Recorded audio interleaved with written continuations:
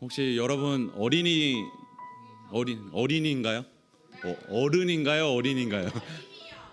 어린이. 어린이죠, 어린이. 네. 부모님께 가서 선물 달라고 하세요. 네. 그리고 오늘 또 축하할 일이 있습니다. 드디어 2주 만에 장호 쌤이 돌아오셨습니다. 박수 드릴까요? 네. 네, 표정이 안 좋은 친구도 있고 2주 동안 아무도 장호 쌤에 대해서 아무도 안 물어봐서 좀 이상하긴 했는데 자연스럽게 합류를 하셨습니다. 네. 네, 오늘 또 반가운 소식들이 많은데 또 우리 최창기 부관님 자녀이신 온선님께서 또 유아 세례 받는다고 합니다. 그것도 박수 한번 이거 들리게. 네. 그리고 원래는 또 오늘 무슨 날이었죠? 원래 야외 예배하는 날이었는데 또 비가 이렇게 많이 와서 취소됐지만 좀 아쉬워요. 저는 우리 선생님들이 엄청 준비를 열심히 했거든요. 레크레이션부터 또 선물까지 해갖고 식사까지 이렇게 준비를 잘 해놨는데 또 이렇게 비가 오고 또 하이라이트는 또 우리 정평진 목사님의 말씀도 기가 막히게 준비돼 있었는데 여러분들 후회 좀 되실 것 같아요. 근데 또 오늘 이렇게 모여서 우리 늦지 않게 이렇게 모여서 주님께 예배드릴 수 있게 해주시고 또 우리 애들의 마음을 아시고 또 이렇게 모여서 우리 주님께 전달할 수 있는 이러한 마음들이 우리 참 감사한 것 같습니다. 제가 또 오랜만에 제 기타 갖고 왔거든요. 예. 또 이게 여기 스티커에 보면 사랑한다 기다릴게라고 써 있어요. 네, 항상 주님께서는 우리를 기다리십니다. 오늘 그러한 마음으로 우리의 갈급함을 채워주시고 우리가 시험 기간에 잘 못 봤더라도 그래도 이렇게 모여서 예배드릴 수 있는 그 기다림 그리고 또 주님께 올려드릴 수 있는 마음 이렇게 온전히 우리 찬양을 한번 같이 주님께 올려드릴까요? 네, 찬양하겠습니다.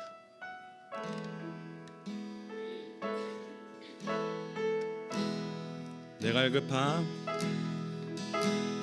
내 갈급함 어느 것으로 채울 수 없네 내 갈급함 상한 나의 심령에 내 갈급함 내 갈급함 부르짖는 소리 들으소서 내 갈급함 주의 음성 들리네 내게로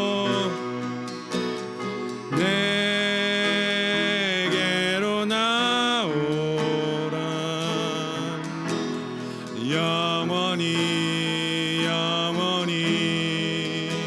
목마름 전혀 없으리 내게로 나오라 가까이 생수의 근원 대신 주께 내게로 나오라 영원히 목마름 전혀 없으리 내게로 나오라 가까이 생명의 근원 대신 우리 처음부터 다시 고백할까요? 내 갈급함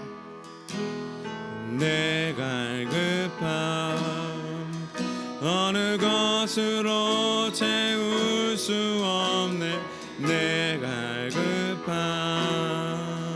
상한 나의 심령에 내 갈급함 부르짖는 소리 들으소서 내 갈급함 주의 음성 들리네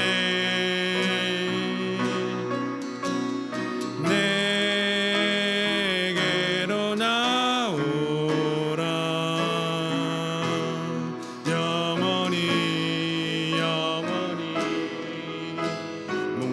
마름 전혀 없으리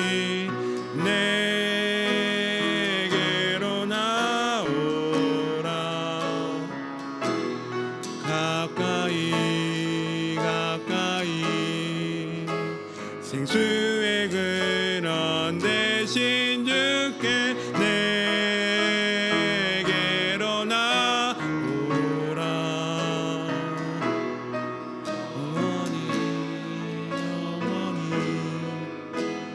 마름 전혀 없으리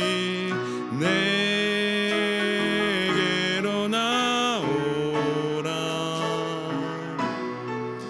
가까이 가까이 생명의 근원 우리 목소리로 내게로 나오라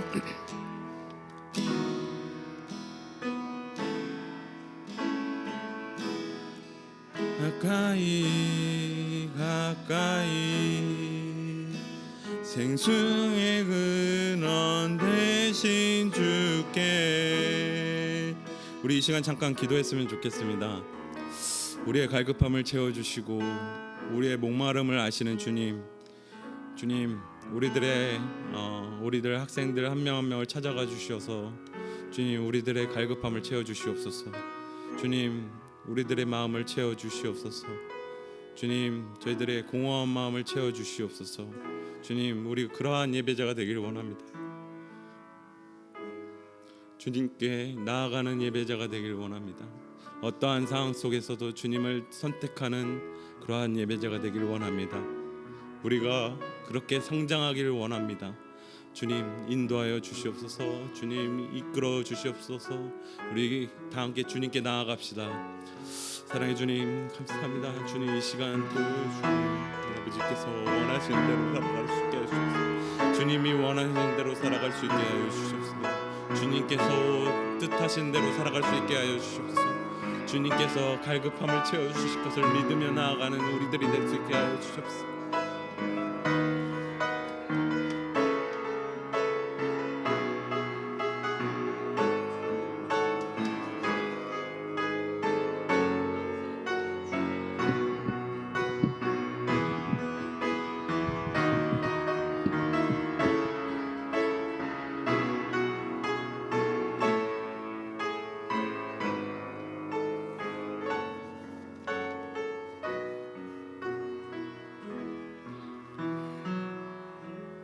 오직 강하고 극히 담대하여 나의 종 모세가 내게 명령한 그 율법을 다 지켜 행하고 우로나 좌로나 치우치지 말라. 그리하면 어디로 가든지 형통하리니 이 율법책을 내 입에서 떠나지 말게 하며 주야로 그것을 묵상하여 그 안에 기록된 대로 다 지켜 행하라. 그리하면 내 길이 평탄하게 될 것이며 내가 형통하리라. 하나님은 영이시니 예배하는 자가 영과 진리로 예배할지니라. 아멘.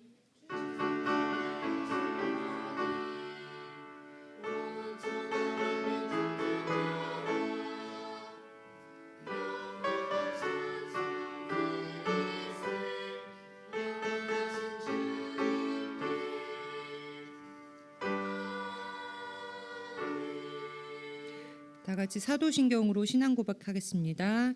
나는 전능하신 아버지 하나님 천지의 창조주를 믿습니다.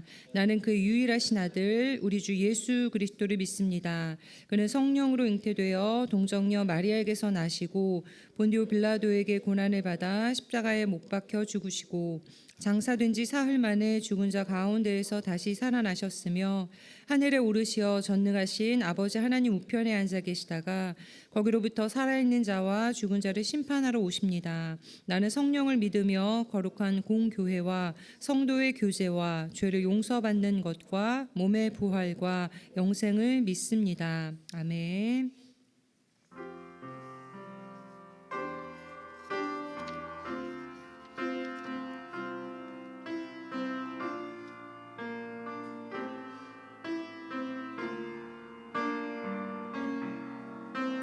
우리 모두 예배하는 자 되어 온전히 영과 진리로 주를 예배하자.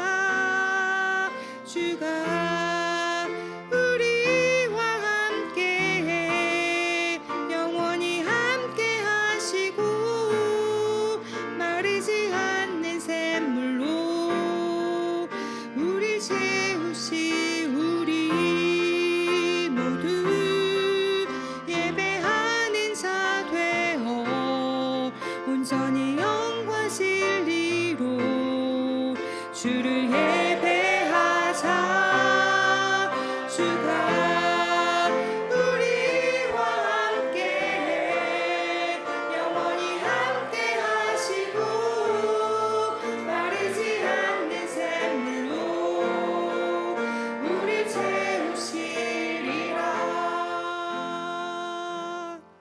이 시간 이해찬 선생님께서 기도해 주시겠습니다.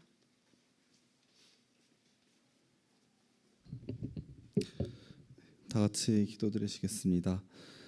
하나님 아버지 감사합니다. 오늘도 이렇게 귀한 아침 새날을 허락하여 주시고 이 시간 함께 이 자리에 나와 예배드릴 수 있게 하심에 감사합니다. 무더운 날씨가 지속되는 가운데 이렇게 시원한 단비로 또 우리의 무더움을 해결해 주시니 또한 감사드립니다. 주님, 저희의 일상 속에서 늘 하나님을 기억하며 하나님의 귀한 자녀로 살아가기를 소망합니다. 저희의 모든 일에 있어서 늘 하나님이 먼저 될 수 있도록 저희의 모든 생각들 주관하여 주시고 저희의 학업 가운데 또 가정 가운데 각자의 환경 가운데서도 늘 하나님의 자녀로 보시기에 깊은 크리스찬의 삶을 살아갈 수 있도록 도와주시옵소서. 한 주간 우리가 가지고 있었던 모든 잘못들 이 자리에 나와 모두 고백하니 주님께서 용서해 주시고 이 시간 또 정평진 목사님께서 전해주시는 말씀 들을 때 그 말씀 깊이 묵상하여 또 한 주간을 살아가는 새로운 힘 허락하여 주실 줄 믿으며 우리 주 예수 그리스도의 이름으로 기도합니다. 아멘.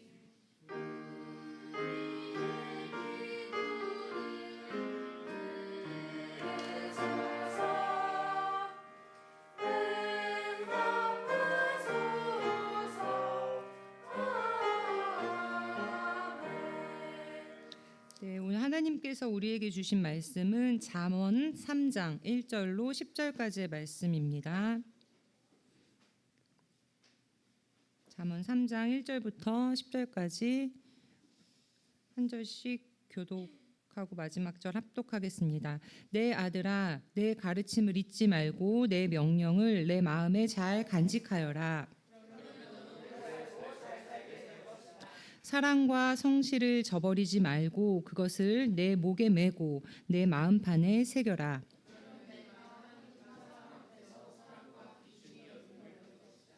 내 마음을 다해 여호와를 믿고 내 지식을 의지하지 마라.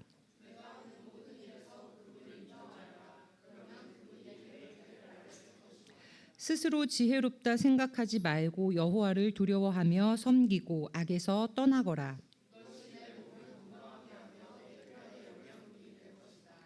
내 재물과 내 수확물의 첫 열매로 여호와를 공경하여라.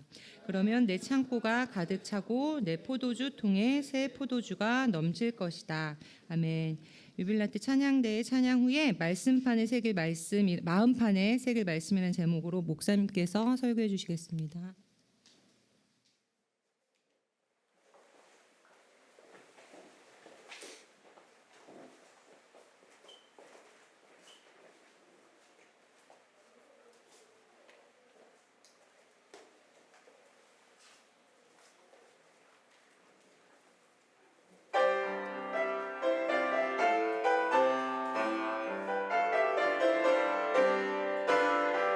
주님을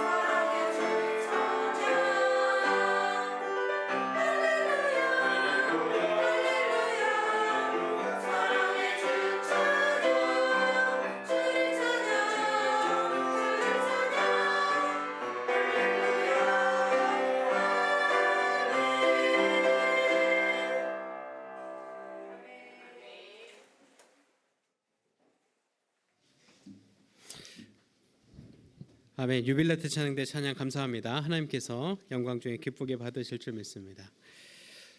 네, 오늘은 우리가 5월 달을 맞이해서 첫 번째로 드리는 예배입니다. 우리가 5월 하면 또 가정의 달이고 또 이제 어떻게 보면 완연한 또 봄을 느낄 수 있는 4월까지는 조금 춥고 그런 쌀쌀한 날씨가 왔다 갔다 하지만 이제 5월부터는 뭔가 초여름 같기도 하고 완연한 봄을 또 느끼는 날씨죠. 근데 이제 우리가 오늘 그런 날을 대비해서 사실은 이제 기대하면서 야외 예배로 준비를 했는데 오늘 일정 선생님께서 말씀해 주신 것처럼 아쉽게도 우리 이제 비가 내렸습니다.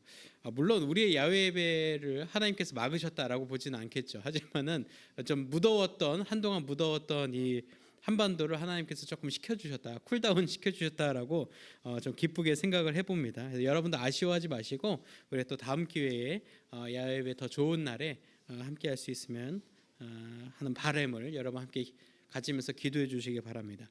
오늘은 마음판에 새길 말씀이라는 제목으로 하나님 말씀 나누도록 하겠습니다.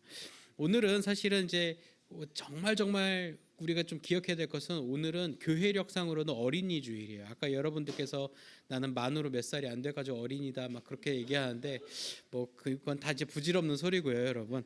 근데 우리는 이제 어린이는 아니죠. 여러분 어린이날 선물 이렇게 5월 5일마다 꼬박꼬박 챙겨서 받고 싶나요? 그런 자녀 꼭 낳으시기 바랍니다. 그래요. 사실 이제 뭐 어린날까지 뭐 어린날은 사실은 우리 모두에게 휴식 같은 날이죠. 물론 이번 연휴는 조금 애석하게도 날씨가 짙고지만 사실 이제 5월 5일 또 이제 그 뒤로 이어지는 가정의 달 연휴들은 사실은 이제 대한민국을 살아가는 모든 가정들에게는 쉼을 갖기도 하고 또 재충전을 갖기도 하는 그런 선물과도 같은 시간이죠. 그래서 내가 선물은 받지 못했지만 선물과도 같은 월요일을 받았잖아요, 여러분. 내일 학교 안 가죠? 네, 내일 학교 가는 학교가 없을 거예요. 그런 여러분에게 또 주신 선물이라 생각하면서 또 그 가정의 날에 부모님께 또 효도하시고 또 아직 이제 동생들이 있다, 동생 중에 어린이가 있다면은 이제 질투로 괴롭게 하지 마시고 격려해 주시고 또 이제 응원해 주시면 정말 복된 또 어린이날이 될 줄 믿습니다. 우리가 네, 커서를 화면 위에 올려주시면 감사하겠습니다. 예, 감사합니다. 우리가 오늘 말씀을 통해서 살펴보고자 하는 내용은 사실은 성경이 잘 다루지 않는 그런 내용, 혹은 성경에 누누이 이야기하고 있지만 우리가 자칫 오해하기 쉬운 바로 성공이라고 하는 단어예요. 성공. 여러분 혹시 성공에 대해서 성경이 어떻게 말하고 있는지 생각해 본 적 있나요? 성경이 말하는 성공은 무엇일까요? 또 아니면 우리가 알고 있는 성공은 무엇일까요? 잘 모르겠군요.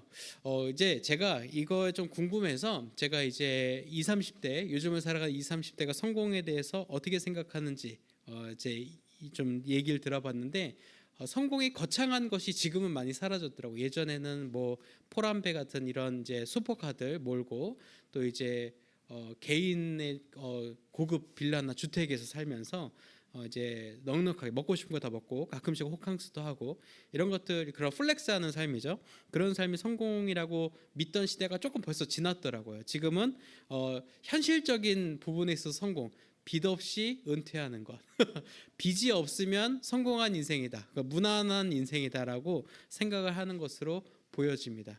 그래서 뭐 여러분이 아직 빚에 대한 개념이 지금은 이렇게 없겠지만, 즉 달리 말하면 내가 아쉬울 것 없는 상태에서 빚 채무도 겪고 있지 않는 그런 상태에 대해서 그 정도면 현실적으로는 성공했다라고 본다는 거죠. 아마 이제 선생님들께서는 좀 꽤 공감하실 거예요. 그래, 자녀들 다 독립시키고 분가시켰는데도 나한테 소중히 갚을 빚이 없으면은 난 그래도 안정적인 삶이다, 이렇게 생각을 하실 거라는 거죠.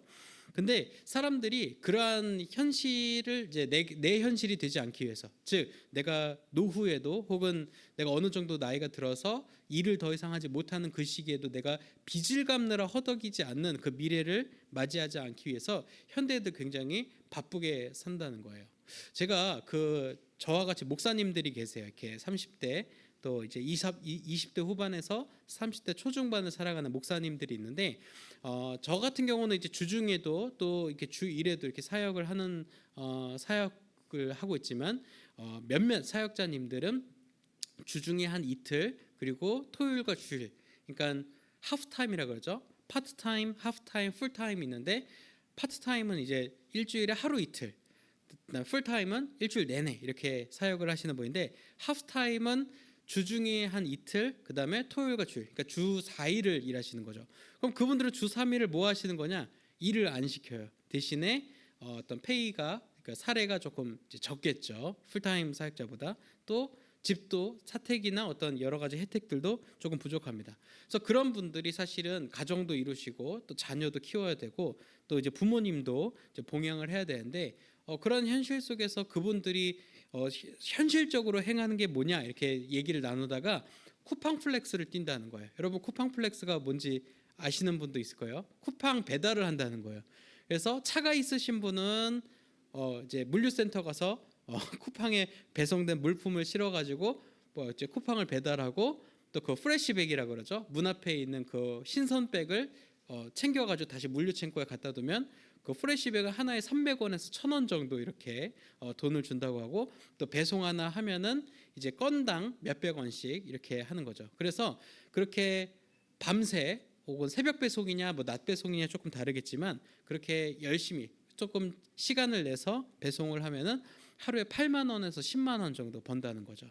또 차가 없으신 분은 아예 물류센터에 가서 이 물류 작업을 도와드리는 건데 이제 그것도 이제 얼마나 힘드냐에 따라서 금액이 또 다르지만 그것도 한 8만 원에서 9만 원 정도 이렇게 일당을 받으면서 일을 한다는 거예요.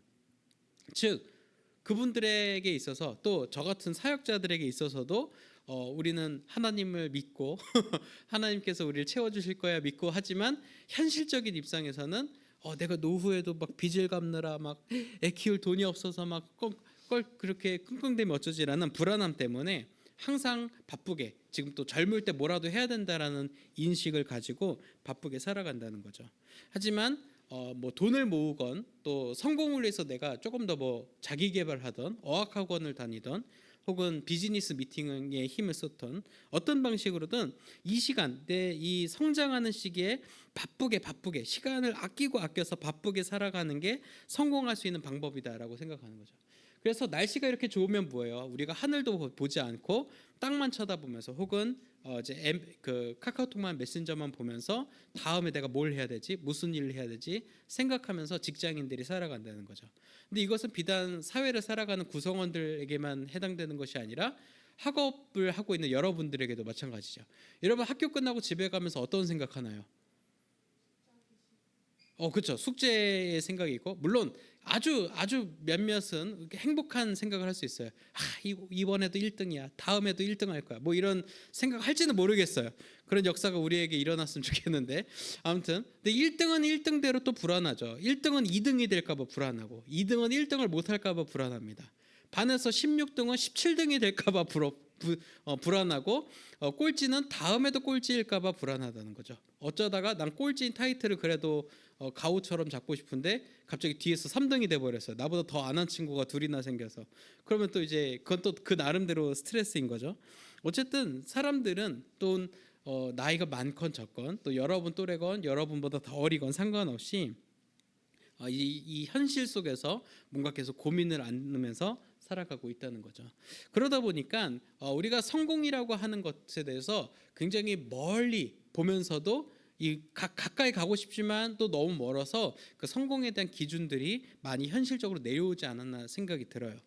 그 전까지만 해도 제가 살아가던 시기만 하더라도 성공한 사람들이다라고 하면은 이제 고급 세단의 뒷좌석에 타고 앞에서는 이제 젊은 기사님이 이제 루트를 잡아주시고 또 비즈니스 미팅 가서 악수하고 모쪼록 괜찮은 거래였어요. 뭐 그러면서 굉장히 있는 척하고 이런 것들이 굉장히 성공한 인생이다라고 생각을 했다는 거죠. 그리고 아침에 누구보다 일찍 출근해서 7시에 딱 출근해서 스타벅스에서 아메리카노 한 잔 딱 마시면서 창밖을 보면서 성공을 만끽하고 또 이제 오후 4시 반쯤 되면은 먼저들 퇴근하세요 해서 되게 쿨한 상사의 모습을 보여주면서 또 갈 때는 또 K9 뒤에 타가지고 이렇게 집까지 알아서 이렇게 편안하게 가고 이런 것들이 이제 성공한 삶의 기준이었는데 지금은 그런 기준을 다 도달할 수 없다는 걸 다 인식을 하는 것 같아요.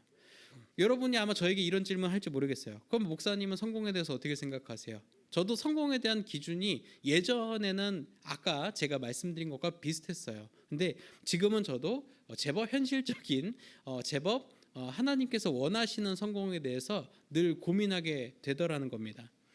그런 것을 우리가 말씀 속에서 다시 한번 좀 세밀하게 볼 필요가 있는데요. 오늘 성경 말씀은 잠언의 3장의 말씀은 이제 말씀의 어떤 흐름이 아버지가 아들에게 교훈을 주는 방식을 사용을 하고 있습니다.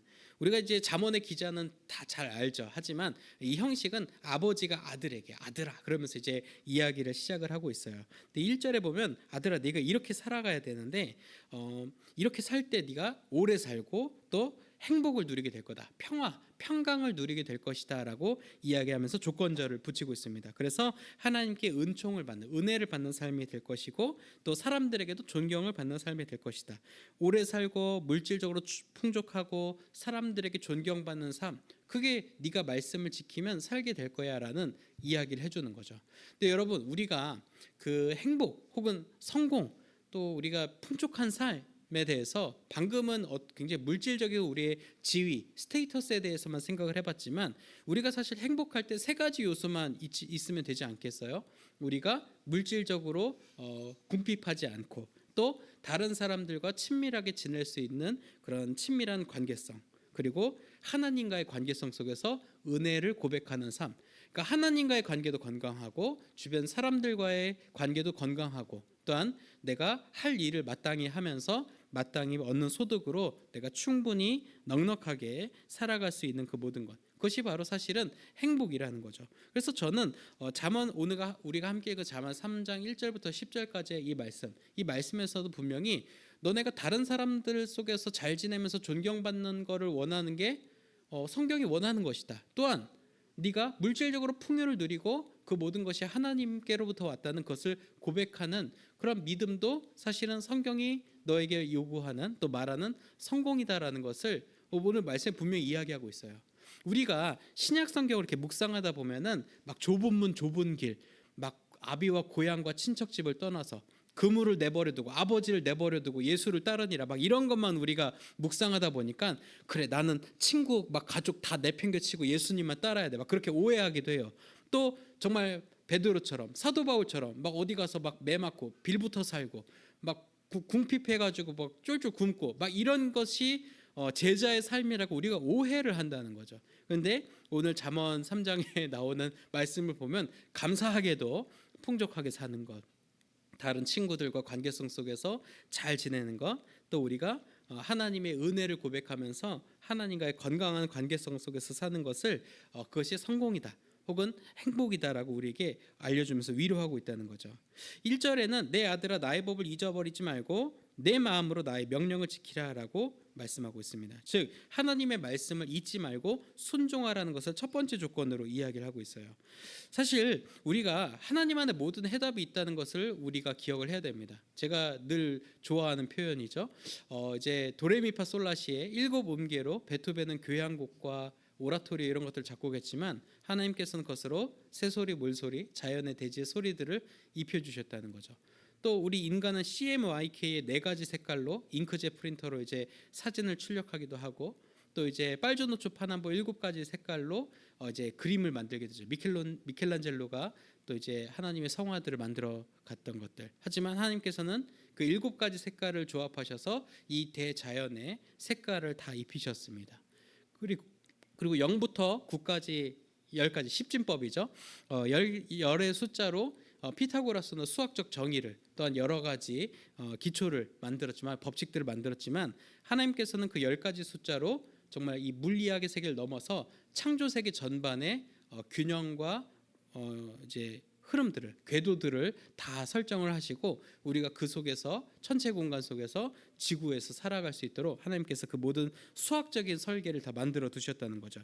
즉 하나님께서는 미학적으로도 예술적으로도 수학 과학적으로도 최상단의 하나님이 계신데 우리는 하나님 안에서 해결할 수 있다고 믿어야 되는 것들을 밖에서 찾는 거죠. 아니야. 우리 하나님은 내 시험 성적에 도움을 전혀 줄 수 없어. 내 시험 성적에 도움 줄 수 있는 분은 학원 선생님뿐이야. 뭐 누구 뭐 이렇게 생각을 하면서 우리 여러분이 좋아하는 학원 선생님들 계시잖아요. 현우진이 됐던 뭐 승재쌤이 됐던 아무튼 우리가 이제 존경하는 그런 선생님들 안에 우리가 이제 해답이 있을 거라 생각을 한다는 거죠. 물론 그런 학원 선생님들이나 학교 선생님들을 존경하면서 그 선생님들의 가르침에 대해서 받는 것은 중요하죠. 하지만 우리가 하나님을 떠나서 어떤 지적인 어떤 사회적인 관계적인 측면에서 충족을 받을 수 있다라고 생각하는 것은 굉장한 오해라는 것을 말씀은 이야기하고 있습니다. 우리가 시험을 볼 때도 진로를 결정할 때도 또 그 무엇을 해도 심지어 마트 가서 리스테린을 살지 이렇게 민트 맛을 살지 녹차 맛을 살지 결정할 때도 하나님께서 우리에게 주시고 계시는 그 은혜의 시각에서 우리가 볼 수 있어야 되는데 우리는 정말 중요한 거는 하나님께 맡기지 않고 굉장히 막 짜잘한 막 그런 것들만 하나님께 물어본다는 거죠.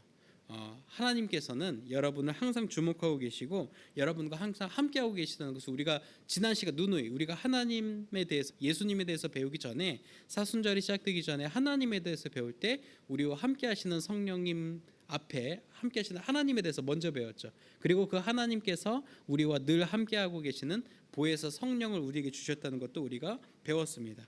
즉 하나님께서는 성령님을 통해서 우리를 지금껏 계속 도와주고 계시는데 우리가 하나님을 떠나서 하나님 말씀 밖에서 뭔가를 해낼 수 있다라는 그런 오해는 우리가 이제 버려야 한다는 거죠. 우리가 오늘 말씀에는 하나님의 말씀을 지키고 또 순종하는 것에 대해서도 이야기하고 있지만 더 나아가서 한 가지 중요한 단어를 이야기하고 있습니다. 그것은 바로 인자와 진리라고 하는 단어예요. 인자와 진리. 이 인자는 헤세드, 오늘 본문에 나오는 인자와 진리인데 이 헤세드라는 것은 어머니의 자궁을 의미합니다. 즉 이제 임신해서 아이를 낳고자 하는 이 어머니의 사랑의 근원, 그것이 바로 이 헤세드라는 것을 히브리 단어가 이야기하고 있는 거죠. 이 세상의 사랑 중에 사실 어머니의 사랑을 능가할 수 있는 것이 있을까요? 물론 하나님의 사랑이 있습니다. 하지만 하나님께서도 우리가 이해할 수 있는 언어의 사랑의 최상단에 어머니의 사랑이 있다는 것을 우리에게 말씀하고 계십니다. 즉 어머니가 나를 낳아주시고 길러주시고 나 때문에 소갈이 하시고 또 엄마로서 최선을 다하고 싶은데 또 그러지 못해서 막 가슴 치면서 자신의 답답함을 토로하시는 그 순간까지 그 모든 순간이 다 사랑이라는 것을 우리가 꼭 기억하고 잊지 말라고 우리에게 이야기하고 있습니다. 즉 우리의 생명이 사랑으로 시작이 되었고 그 인자 즉 헤세드로서 그 모든 것이 우리에게 충족되고 있다는 것을 이야기하고 있는 것이죠. 이것이 바로 하나님의 말씀에 들어있는 인자와 진리 중에 인자에 해당하다는 거예요. 인자를 잊지 말라는 것입니다. 우리가 무엇을 하든지 하나님의 말씀 안에 있는 그 사랑을 발견함으로 하라는 것입니다. 공부도 학문도 사실 사랑하는 마음으로 해야 할 것입니다. 직업을 선택하는 것도 그냥 세금 많이 내더라도 돈을 많이 벌어야겠다. 아니면 세금을 좀 적게 내는 방법을 가지면서 돈을 많이 벌고 싶으니까 불법을 가끔씩 행해야겠다. 막 그런 우리 마음속에 그런 생각이 들 때마다 그런 것이 아니라 정말 사랑하는 마음으로 우리가 살아가는 이 사회를 또 내가 함께하고 있는 이웃들을 또한 나의 몸된 을지로 교회를 사랑하는 마음으로 공부도 학문도 직업 선택도 또 우리가 일을 하는 것도 그렇게 하라는 거죠. 즉 그 대상을 사랑하는 마음으로 계속하는 것, 그것이 바로 헤세드라는 것입니다. 또 한 가지 말이 나오고 있죠. 인자와 진리 중에 진리입니다. 진리는 에메트라고 하는 히브리 단어를 쓰고 있어요. 에메트는 말이죠. 히브리 단어에서 22개의 알파벳이 있어요. 히브리어도 영어처럼 알파벳으로 되어 있거든요. 그래서 첫 번째 단어가 알렙이에요. 그리고 맨 마지막 단어가 mem입니다. 이제 영어로 하면은 기억하고 A하고 Z가 되겠죠. 그리고 이제 한글로 하면 기억하고 히읗인데 히브리어에서 이 알렙과 이 mem 마지막 단어가 mem이죠. 이걸 합친 게 바로 에멧이에요. 에메트. 그러니까 우리 표현으로 하면 A to G 이렇게 되겠죠. 처음과 나중 A to G 처음부터 끝 모든 것 이런 것을 뭐 얘기하는 거잖아요. 그래서 이 두 단어 처음과 중간의 마지막 단어를 조합함으로써 이 처음부터 끝까지 한결같은 하나님의 사랑에 대해서 말씀이 이야기하고 있다는 겁니다. 그리고 이것을 너네가 기억하라는 겁니다. 이거를 저는 성실함 이렇게 번역을 하고 싶어요. 이 어머니께서 딸을 딱 처음에 낳았어요. 처음에 딱 낳아서 자녀가 이제 자랄 때가 되죠. 한 3, 4살쯤 때까지는 예쁩니다. 근데 5살 넘어가면 애가 예쁠까요? 조금 마음이 어려울까요? 그래, 여러분의 5살을 생각 안 나겠지만 여러분의 5살을 생각해 보면 알 겁니다. 혹은 여러분의 동생의 5살 때를 생각해 보십시오. 와, 진짜 우리 엄마 인내심이 대단하구나. 막 그런 생각이 들 거라는 거죠. 어느 순간부터는 정말 사랑을 뛰어넘어선 정신력이 아니고서는 그 아이를 품기가 힘듭니다. 하지만 그것마저도 품어내는 그 성실하고 놀라운 그 사랑, 그걸 이제 신실한 사랑이라고 볼 수 있겠죠. 하나님께서 이스라엘 백성을 볼 때도 마찬가지였어요. 이스라엘 백성은 계속해서 출애굽할 때도 하나님한테 구시렁대고 사사 시대를 겪으면서도 구시렁대고 또한 이제 멸망한 이후에 포로기를 겪으면서도 하나님께 돌아오지 않는 계속 하나님의 마음을 아프게 하는 민족들이었지만 하나님은 그러한 민족들 또한 그런 인류를 향해서 예수 그리스도를 보내시기까지 우리를 사랑하셨다는 거예요. 즉 처음부터 중간 나중에 이르기까지 한결같은 사랑으로 우리에게 그 사랑을 보여주셨는데 이 어머니의 사랑이 바로 그러하다는 거죠. 그래서 우리가 이 하나님의 말씀의 내용이 인자와 진리, 즉 헤세드와 에메트를 가지고 있는데 헤세드는 어머니의 그런 한결같은 또한 큰 그 사랑, 나에게 생명을 준 그 사랑, 그리고 에메트, 신실한 그 사랑이라는 거예요. 근데 저는 이것이 성공의 비결이다라고 성경이 이야기하고 있는데 이것은 뭐 그냥 뻔한 말 아닙니까, 목사님? 이 성경은 그렇게 얘기할 수 있죠. 교회는 그렇게 얘기할 수 있죠. 근데 현실은 너무 그렇지 않아요라고 이야기할지도 모르겠어요. 그런데 저도 말이죠. 이렇게 말씀을 묵상하던 가운데 이 사람과의 관계 혹은 일의 영역에서의 한 가지 중요한 것을 발견하게 됩니다. 그것은 바로 신뢰 혹은 믿음이라고 하는 거예요. 이제 수학자들도 그렇지만 실제로 이런 사람의 관계성 속에서 이제 법칙 하나가 있습니다. 여러분이 이제 이 법칙을 꼭 기억할 필요는 없지만 한번 생각을 해보십시오. 여러분 혹시 좋아하는 사람이 생겼다고 해봅시다. 이성적으로 저 친구랑 만나고 싶어. 이렇게 영화도 보고 이제 두끼 떡볶이도 가고 싶고 이렇게 만나고 싶어. 그런 이제 마음에 품은 친구가 있어요. 근데 그 마음에 드는 친구에게 마음에 들기 위해서 막 플러팅도 하고 막 카톡도 보내고 막 예쁜 척도 하고 멋있는 척도 하고 하다가 이제 이성 친구로 연인 관계로 발전을 했어요. 그럼 여러분 마음이 어떨 것 같아요? 굉장히 짜릿하겠죠.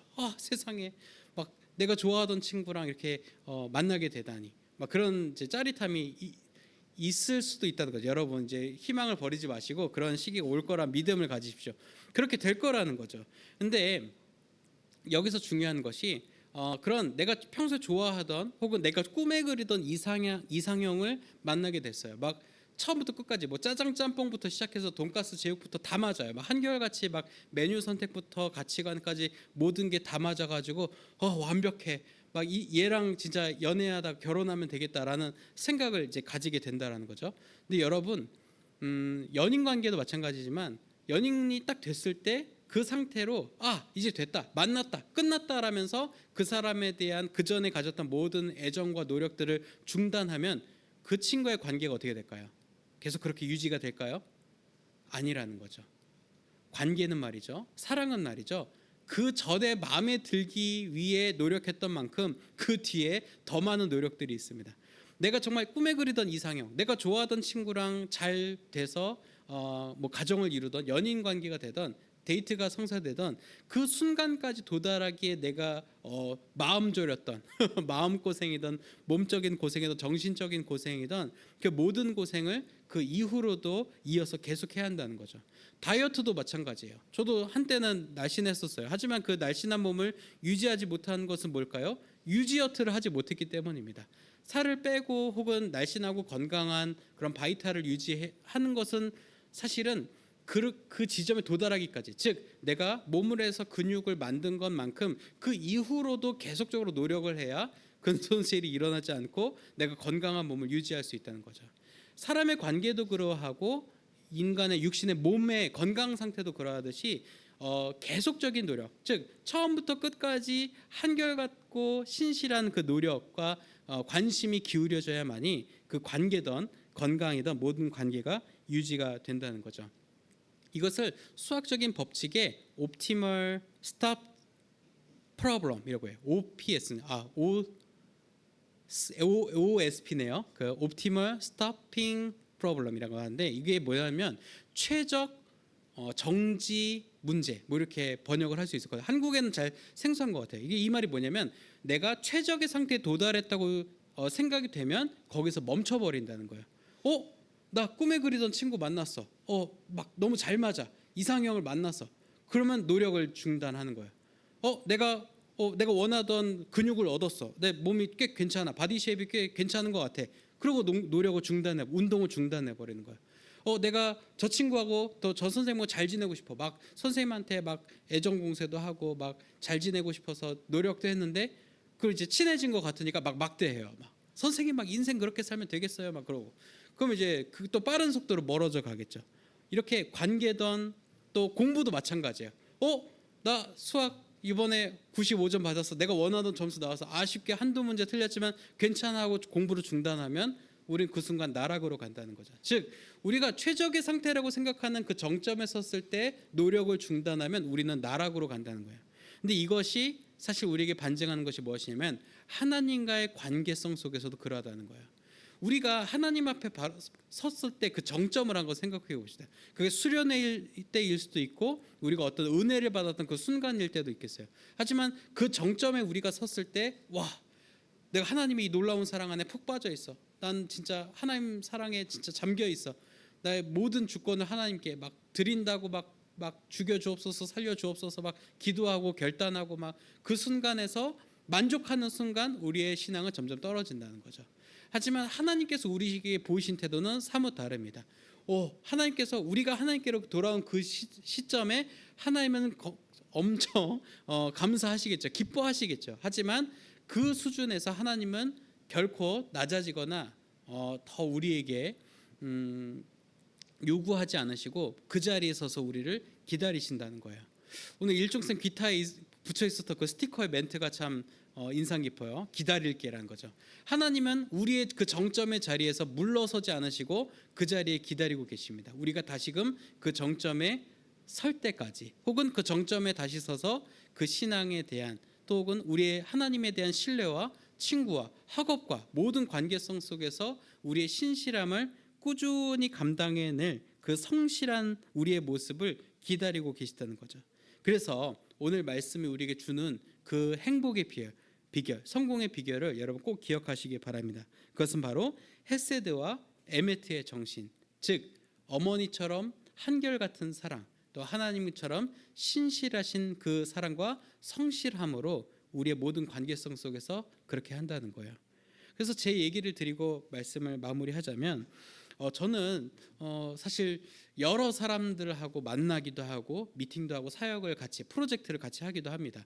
근데 그런 분들을 많이 뵈죠. 많이 뵐 때 이분하고 정말 프로젝트를 같이 해봐야겠다. 혹은 이분하고 뭔가 하면 정말 선한 일들을 할 수 있을 것 같다라는 그런 확신이 드는 분들은 첫 미팅부터 마지막 헤어질 때까지 혹은 이어지는 미팅 그 과정과 그 진행되는 모든 과정 속에서 한결같은 모습을 보여주신 분 혹은 그런 단체하고 프로젝트를 같이 해야겠다는 확신이 듭니다.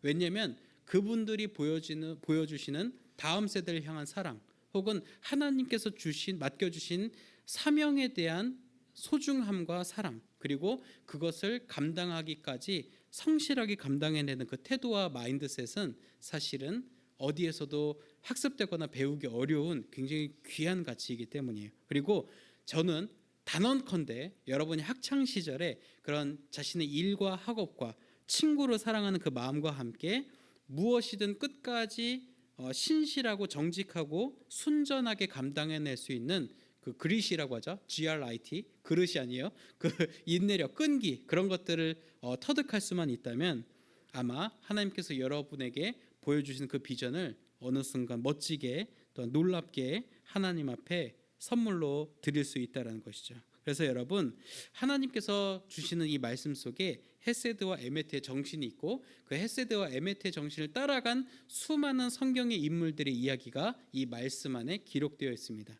성경은 그냥 하나님과 예수님에 대한 이야기를 우리가 생각할 수도 있지만 하나님의 사랑, 예수 그리스도의 사랑에 헤세드와 에메트로 반응했던 사람들의 이야기가 성경에 들어있는 것이죠. 그래서 그 이야기가 여러분의 이야기가 될 수 있도록, 그래서 헤세드와 에메트의 그 놀라운 이야기가 여러분의 인생 속에서도 간증으로 드러날 수 있도록 여러분이 말씀을 사랑하고 가까이 하는, 그래서 마음판에 새기는 여러분 되기를 바랍니다. 우리 함께 드리는 기도로 말씀 마무리하겠습니다. 기도합니다.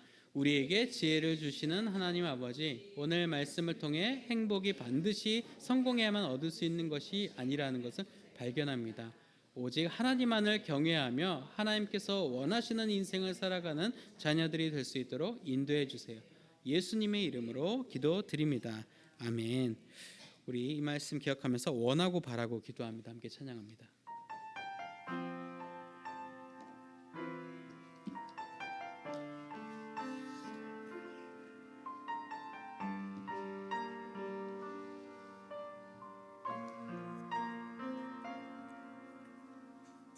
세상을 살아가는 동안에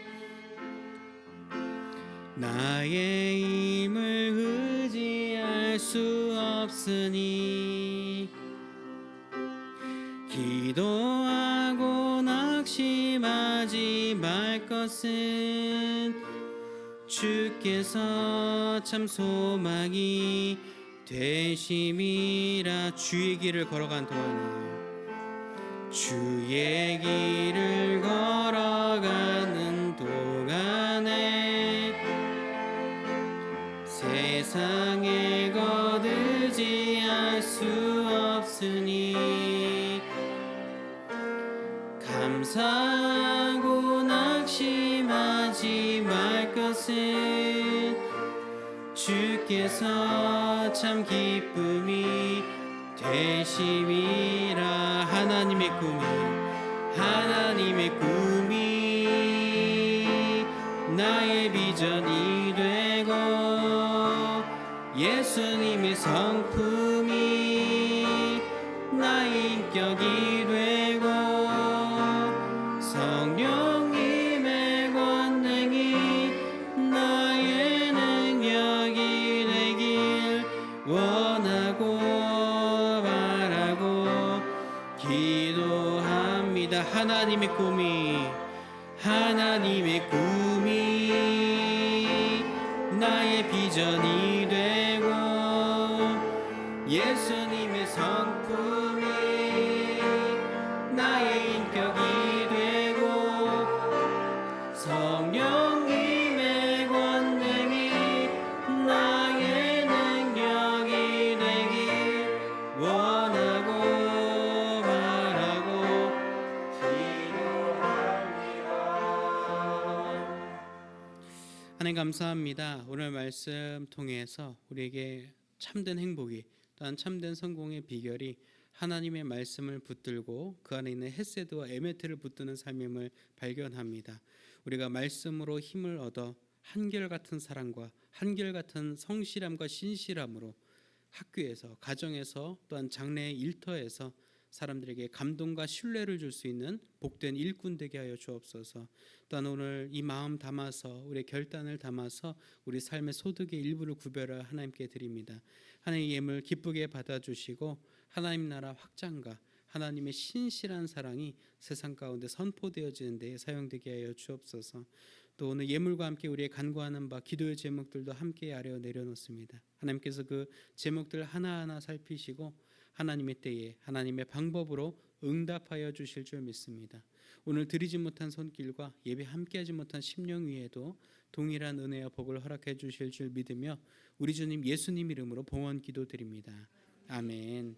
네, 우리 다 같이 자리에서 일어나셔서 결단과 파송에 찬송하겠습니다.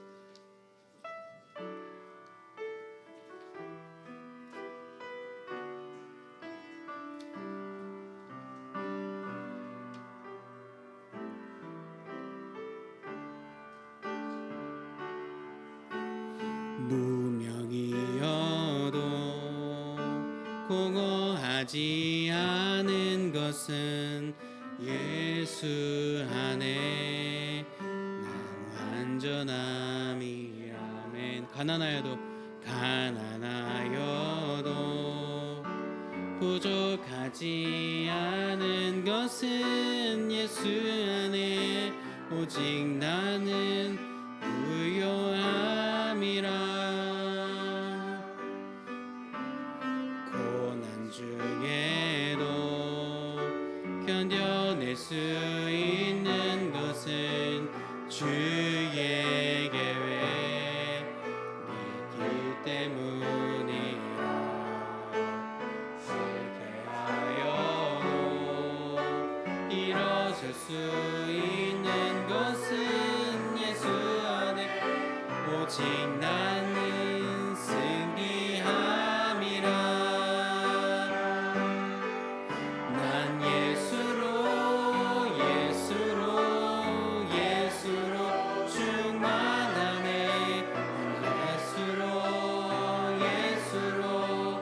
예수로 충만하네. 난 예수로 충만하네. 영원한 왕 내 안에 살아계시네. 내 몸이 약해도 낙심하지 않은 것은 예수 안에 난 완전함이라. 화려한 세상 부럽지 않은 것은 난 예수로 충만함이라. 난 예수로 충만하네. 세상 모든 폭풍도 부럽지 않네. 난 예수로 충만하네. 영원한 왕 내 안에 살아게. 난 예수로